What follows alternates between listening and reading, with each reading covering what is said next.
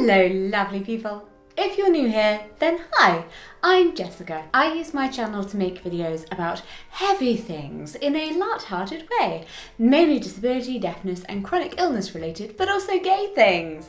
We have a lot of gayness here. Subscribe if that seems like your thing. Today we're diving back into a sticky topic, bodies. We all have them. We all have feelings about them. We all have feelings about other people's bodies, often in relation to our own. Or we're just really rude and enjoy casting judgment on other people's appearances. Supposedly, we're meant to do the most thinking about our bodies during our teenage years, but really I think we're always in a constant ebb and flow of positives and negatives about our bodies. Often that relates to growing up or aging, but the relationship can become particularly strained when illness or disability is included in the mix. We've probably all heard the term body positivity and likely have a very vague idea of what that means. Being positive about bodies that are often marginalised is the original concept because it's actually a political movement created by plus-size women of colour who face a lot of negativity about their bodies. But it's been co-opted to be the peak of Instagram blandness, giving another excuse for people with socially acceptable bodies to take pictures of themselves in bikinis. What? It's true. I mean, who doesn't love a good off-duty model in a bikini shot? But please do not act like you are curing the world hunger by posting your perfect derriere. That's not body positivity, the political movement. It's just body confidence, the feeling. What I will say, however, is that it's lovely that there's a greater encouragement to think and feel positively about our bodies. It's the only body we've got. After all, it's important to care for it. But here's the secret. I don't love my body, and that's okay. From a photo, you would probably look at my body and think, well, that looks like a perfectly average, socially acceptable body to me, and yes, it is. It's also really broken and messed up on the inside, and that gives me some complex feelings, which I had a discussion about with a lovely girl called Meg as part of Teenage Cancer Trust's #StillMe campaign. The idea of Still Me is to acknowledge that whilst your body will go through changes, you can still be positive about it, or not, if that's how you're feeling today. Hello, lovely people!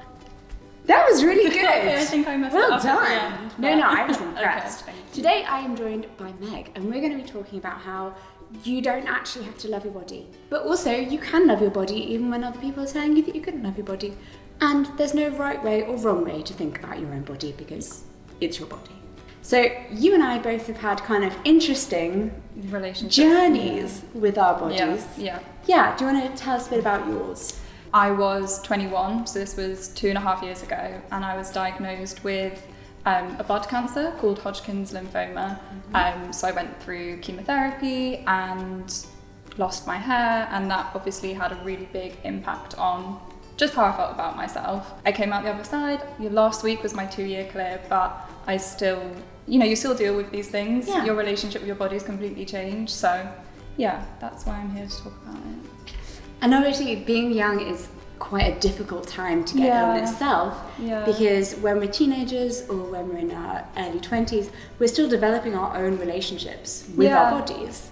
And I imagine when you were 21, you didn't have this kind of crystal clear vision of who you were and what you looked like. You were totally okay with every single part of you. No, definitely not. But I think I also had never really had to think about it. Like I was quite lucky up until that point that I'd never had to really understand how I felt about myself. I was kind of confident, I was just a normal 21-year-old.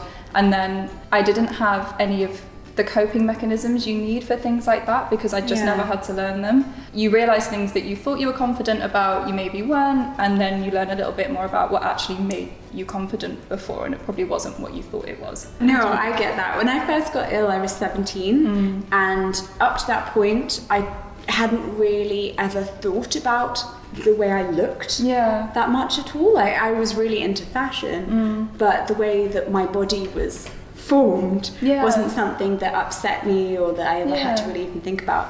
And I guess there's a certain level of privilege with that, and I had a body that no one was going to look twice at. And then when you did get poorly when you were 17, what for you was the hardest part about that?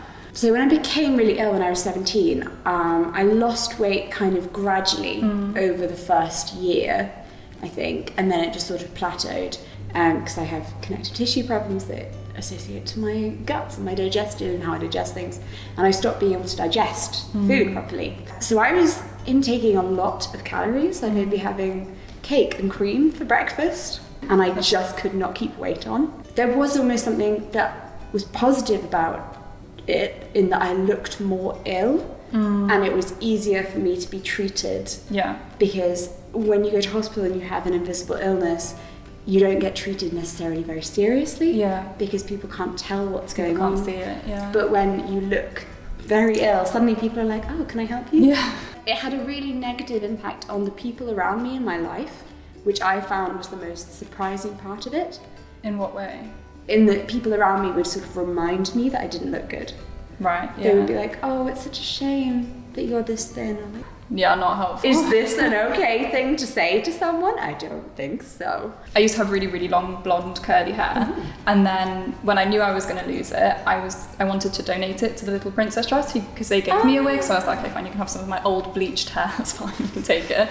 And so I cut it into a little pixie to give, and then when it started to fall out from there, I thought, okay, I'm just going to shave it before it all falls out. I actually weirdly had a really, really fun day with it because my friend came around and did my makeup. I bought a new outfit. I got some really big colourful earrings, and it helped me feel like me when I didn't look like me at all. And it's also taking that choice back. Right. The like shaving your own head before all the hair falls out. Exactly. Because at that point, and you must feel the same, that all these decisions and things are happening around you, that you're not asked about it, and it's just nice sometimes to grab onto whatever you can to make it feel like it's part of your own decision what's happening, rather than feeling completely helpless about the whole thing. I had a thing where I was in hospital where I had to curl my hair every night, looking my best. Had to put my red lipstick on, like looking horrific. I did not look good. It's the little things, it really is. Like I used to have my makeup done to go to chemo, just to try and cover how like grey I was looking, and I'd walk in and the nurse would be like, oh God, oh, you're looking glamorous nice. patient. Where have you been today? I remember feeling really guilty about feeling the way I was feeling about my body, because at that point you kind of feel like I've got bigger problems, I've got more I should be dealing with, you know, other people have got it worse, I have it really easy, I've not, you know, nothing else has really changed for me, but it was really important for me, and yeah, really helped. It can be quite difficult when we get a lot of messages from society and social media, and this isn't going the way you probably think it will, where people are like, oh, social media, it's so bad because it, you know, makes us focus on our looks, blah, blah, blah, blah, blah, and it's kind of belittling. But then at the same time, we do live in a society that is focused on looks, and when the choice gets taken away from you, and when you are looking not your best, it's very nice to feel like I have the power in this, and I can decide to put on makeup. Just because something is happening to your body, it doesn't have to change who you are. So I had, and she was called like a clinical nurse specialist from the Teenage Cancer Trust, and we would meet every couple of weeks while I was on treatment just to chat about things and how things were going. And I started to really struggle with just my confidence, and it was developing into an anxiety about things, and it was just a really low time for me. And she was like, why do you feel so kind of lacking in confidence?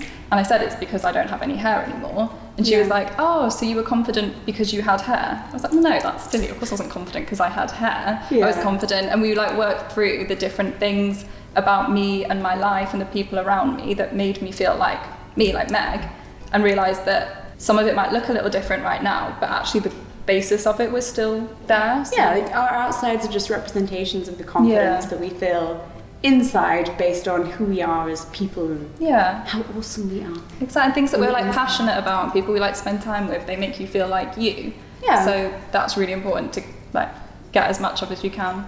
I wanted to talk to you a little bit about social media. So we touched on it before, but I think I started following, when I got poorly, a lot of people who blogged or posted on Instagram or whatever about their own illnesses, not just cancer, like any form of serious illness, and talked about it a lot. And I thought it was interesting for me because you would see some things on social media, like when I would just be like lying in hospital scrolling on Instagram, having like the worst FOMO about I wasn't on holiday with my friend. But then you also were connected to people who were talking about things that you were experiencing in a really lovely way that made me feel like I wasn't going through it on my own. I wanted to ask a little bit about kind of, you know, why you got into talking about it and having that positive conversation about it. Yeah, I think it's too easy nowadays to have that narrative about how evil social media is, and while it's true that especially very ill people who we kind of feel like we've dropped out of life for a bit. You do have that fear of, oh gosh, look at everyone else with their life that's moving on. Excellent, good. Wow, I feel worse. But there is that amazing positive side of you finally feel connected. Yeah. Because it's very difficult to talk to your friends who maybe you've had for years and years and you love them and they love you, but they don't know what it's like to have cancer. They don't get it, no. Yeah. And you're like, I can't explain this to you. I can tell you and you can feel sorry, but you cannot feel exactly what it feels like. And when I was particularly really ill, I spent 2 years on bed rest, and while I was there, obviously I spent a lot of time with myself, and I partly got through thinking that there must be other people who were also in that same position and feeling like they probably felt as alone as I did. And so what I should try and do would be to get out and to spread awareness of the kind of people who fall through the gaps, but also bring people together. So it's like, hey, I went through that too, you're going through that, it's okay, there's going to be an end, and if there isn't an end, that's also fine, and we can all come together. So I think social media is an incredibly positive thing because it allows me to connect the outside world, whereas I don't actually leave my house that much. I'm actually just in my house. YouTube is the perfect job for me because I don't have the energy to leave my house. I actually didn't know anyone else who had had cancer. Like it doesn't really run in my family. I knew friends who aunt may have had it a few years ago, but I definitely didn't know of anyone my own age who had had it. And I was living in my parents' house, which is a little bit kind of in the country. I wasn't around people, and having people who were like yourself who were like talking about it for people who you won't interact with kind of in person, but you find them online, was so important, just to make you feel like you weren't doing it on your own and make you feel a little bit more normal. I think I really craved feeling normal when I felt really, really abnormal. I think it also helps with things like just reducing your guilt. Yeah. Like we talked about how you feel the guilt of like, why do I care about my hair? Yeah. When everyone says I should be caring about this bigger and more important things. But also the guilt of like, you know what, I just don't love my body. Yeah. And a lot of social media is that kind of, you've got to be really positive about yourself, just love yourself no matter what. And I don't now. There are many days where I'm like, I hate my body. I would trade in a heartbeat. Like, I want to be in some other body, thanks. Right now, let's go. But unfortunately, can't happen. But I think it's a shame to minimize those feelings of guilt. Because you don't have to love your body. Yeah. And you don't have to hate it all of the time. There's like that happy in between, everything's okay. I had a saying when I was poorly, and I always just said, feel your feelings. So if I was feeling sad, feel sad, it's okay. Don't try and be like, we've got this, positive. And if you're feeling happy, don't feel bad for feeling happy. Yeah. And I think it's the same with not feeling very comfortable in yourself, because you're right, like this whole body positive movement is phenomenal and more power to it. But at the same time, when your body's going through a lot of changes caused by illness or whatever, it can be really hard to identify with that when you're just not feeling it, like you're just not feeling your body and it's done something to annoy you, or you don't like what it looks like, or it's changed really drastically, feeling like you shouldn't be feeling like that, or you should be celebrating it because look where we are, look what it's done for us. But it's okay. I think like what I've learned from it is not view it as like static, right? That I now love my body, or I now hate my body. It's like, it will change. It changes multiple times a day. It changes over weeks and months. Like for me, it's about working towards feeling confident in myself. So as long as I've got that driving me, it's fine, and it's okay to like not recognize yourself in your body and just keep trying. Yeah. Feel your feelings. Yeah, feel your feelings. That's what I always say. There we go. I think that is the wonderful end message of this video. You can take away with you. Feel your feelings. No feelings are bad feelings because they're yours. Thank you so much for joining me. Thank you so much. It's been so lovely. It's been lovely to meet you. Thank you so much for watching. I hope that you take from this video the message that you and your personality are unique and special, and that's what's amazing. Plus that your feelings are yours, whether they're good or bad, they're yours to feel. Thanks for joining us for this video, and I shall see you in my next one.